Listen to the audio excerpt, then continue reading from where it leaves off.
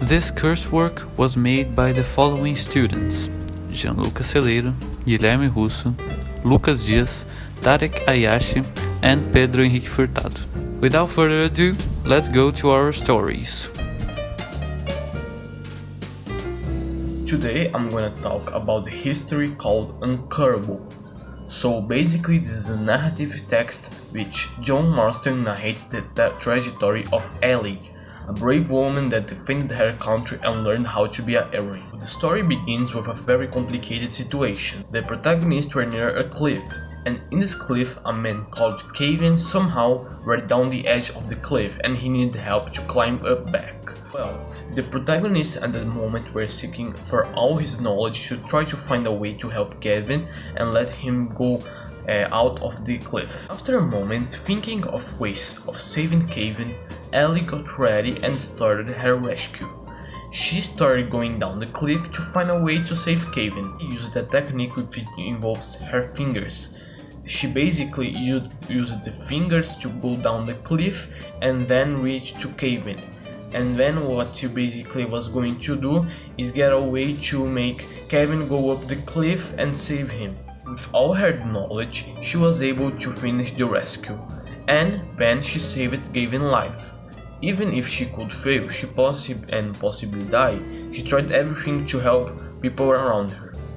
This story showed the perspective of Ellie, a true brave heroine. Anne in Hiding is the third story in the book. It is about the famous Diary of Anne Frank book that has changed the world and shaped our views of the Second World War. At the start of the 20th century was born Anne Frank, and at the same time in Germany the Holocaust was happening. The Nazis came after the Jewish people and started killing them and putting them in concentration camps. This became a very serious issue throughout her life, as she had the constant fear of having the same fate. Anne's family had a secret bunker prepared for this possible event, mainly constructed by her father Otto. And when he grew stressed that her sister Margot could be at risk, they and some more friends moved into the hiding place. But soon they grew bored of sitting around doing nothing all day, especially for Anne Frank, who missed her life and her friends and was a very talkative person. She kept a diary in which she wrote everything she couldn't say because of the secrecy. Anne was worried about others and always tried to make her family members happier, even if she had to act like a clown. But close to no effect, as soon they were discovered by the Nazis and ended up in concentration camps, as many others. Otto was the only one who survived this event. He eventually published his daughter's diary to the world as a form of remembering her and her struggles. Today, the tales she told there are universally known and have had a big impact on the world's culture.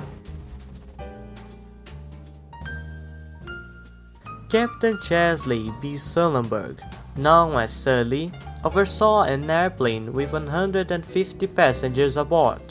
The U.S. Airways flight number 1549 from New York's LaGuardia Airport to Douglas International Airport in North Carolina had an issue during this travel. A disaster struck when the plane flew headlong into a flock of birds, emanating in the failure of both engines. An accident known as a double strike, which caused that some commuters saw the left engine on fire. As Sully had a vast experience as a pilot, he contacted the command tower if there was any airport next to the plane for an emergency landing.